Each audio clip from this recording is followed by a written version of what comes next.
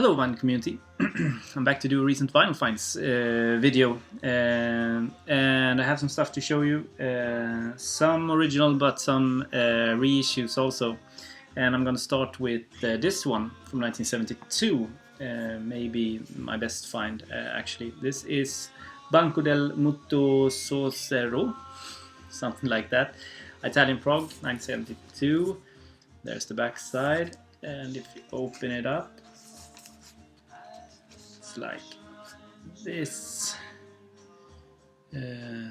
Pretty neat picture there, very delicate, and you can also pull the piggy bank thing up there to show the players.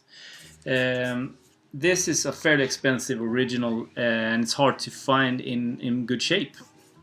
But I've had this on my want list for forever. The original one, obviously, but also the reissue from 2009 put out by Sony. And that's also getting pretty expensive because it was limited to 1,000 copies. And I guess it's kind of hard and expensive to do this kind of cover.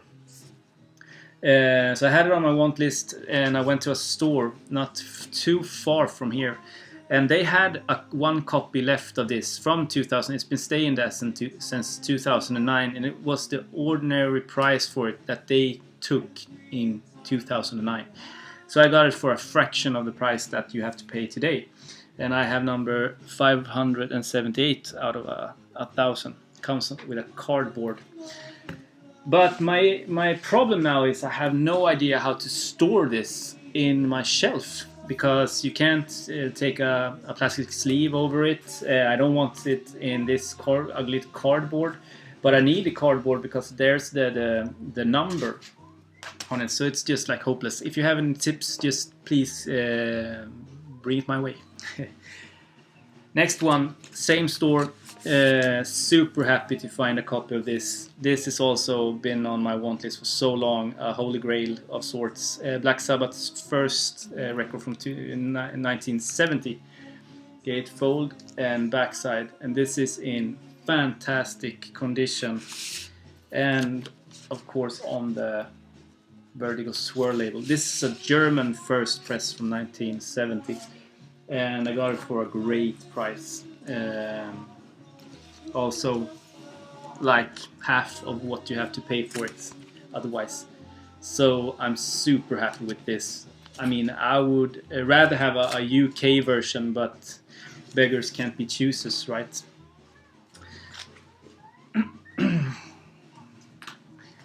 And some new music. I also bought Gold by Ryan Adams from 2001. This is a 2003 reissue of this. Getting pretty old now, but it's a fantastic pop record, pop rock, almost a little bit, a hint of country, alternative country maybe.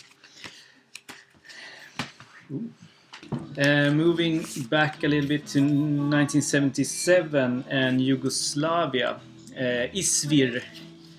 This is the unofficial reissue of this. I think it came out a couple of years ago. And the sound quality is it's okay, and there's the label there. Jazz rock with a hint of prog and disco, actually. You can hear some disco in it. The music is just fantastic, really funky also at times. Yeah, very, very cool record, obscure as fuck. If you want a copy of this, you have to pay like $300-400 I think for an original. This $20 reissue.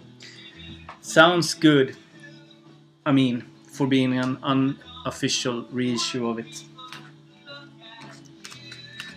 In 1971, I got this for just a couple of bucks. Delaney and Bonnie and Friends, Motel Shot, first US press.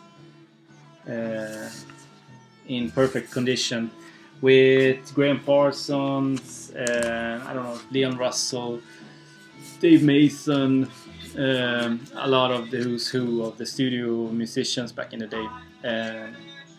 that they played with Delaney and Bonnie at the time. Yeah, rock and roll, good old 60s, 70s rock and roll. I buy Delaney and Bonnie when I see them for a good price, because I think there's so many fantastic musicians that they played with. A little late to the party with this one. A lot of people have it in the vinyl community. Mark Moulin, Sam Safi, 1974 originally, but reissued on Music on Vinyl. Yeah, and I have number 140 out of 10,000. Yeah, maybe. It's on green, kind of marble or splatter, and yellow. And sounds okay, or sounds good, really good. So highly recommended if you're into this kind of.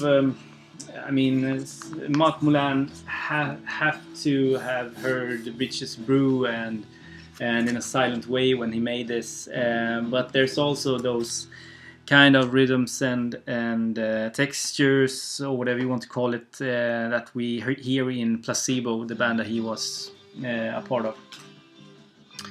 This, oh shit, such a long time, but finally, ever since I saw it, me among a lot of other people saw Teddy's video and review about this, I've been looking for it, and it's been on my want list, but it's always been too expensive, and it never came up. I mean, you never see it, especially here. I've never seen a physical copy of this. But I read a couple of months ago, maybe 3 or 4 even, that they were going to reissue this. This is the Bill Dixon Orchestra, the new sound of the music of tomorrow, Intents and Purposes from 1967.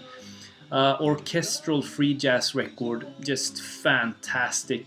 I've been playing this a lot, and it's as good as Teddy described it. I mean, it should be there, up there with the classics, the ones that everyone talks about. So thank you, Teddy, for the recommendation. And I mean, I'm gonna try to get an original copy. I've been like, just with the Nico records and now with the Sabbath record, I'm upgrading my collection as we go, and maybe someday I'll do the same with this, hopefully. But until then, sound quality is good. I have nothing to compare it to, and I haven't heard reviews of people comparing it to the original. So I have no idea if it sounds as good, but I thought it would sound good. So this was just a blind buy. Got it cheap. Mutsy, Light of Your Shadow. Hard rock psychedelic record from 1970 or 71 on Sussex and Buddha Records. Very, yeah, good and interesting record. Kind of ordinary rock, but with organ and some sax and flute. So a little bit proggy, but mostly psychedelic and hard rock. So yeah, interesting find. And the next one, starting with Italian prog and finishing off almost with Italian prog, 1975 or 4. Goblin Profondo Rosso, their first, at least first collaboration with Dario Argento, but I don't know if it was the first record that they released. I think so. Profondo Rosso, really good, short record, not much music for the buck, but really good. Not as good as the Suspiria record, but the Suspiria record is one of my favorite records. I just love that soundtrack, but almost as good. I like this. I mean, ordinary black vinyl version. I think this was released in 2010 and goes for the ordinary like $20 kind of money that you pay for records. But it's been issued in like blood spatter, 666 numbered limited edition, and there's a yellow one. and there's a bunch of other reissues. And I mean, you maybe have to pay 50, 60, 70 bucks for an original in good condition. So it's not. I mean, seek out the original if you can. Sound quality was great. And the last one, and this is a fantastic little piece of record. Gandalf the Grey with the Grey Wizard Am I from 1971? 72. I wish that this was an original, but it's not. It's do-it-yourself kind of record. He plays all the instruments, and the story goes like this: Gandalf guy lived on Manhattan, and he just recorded music at home, and you can really hear that on the sound quality. But it's a folk, acid folk maybe, folk, prog, pop masterpiece. The songs are fantastic. It's really melodic, and the texts are whimsical. Obviously, it's about Lord of the Rings at times, but there's also ordinary songs on this. This is an unofficial reissue. There's no official reissues of this, not on vinyl at least. So this is a $20 record. I urge everyone to buy it, but don't expect anything from your turntable. It sounds like so. And if you have a CD player, you can buy the CD. I mean, do that. There you won't get any quality out of this recording. But then again, I don't think that the original sounds so much better because he did everything in his living room. Yeah, highly recommended. Such a fantastic little piece of music. And I mean, the reason I collect records and seek out that kind of music, it's just fantastic. Thank you so much for watching. Please comment if you have any comments and tips about how am I going to store this. I can't throw this away because it's the number on this one, so I have to keep this. How do I store this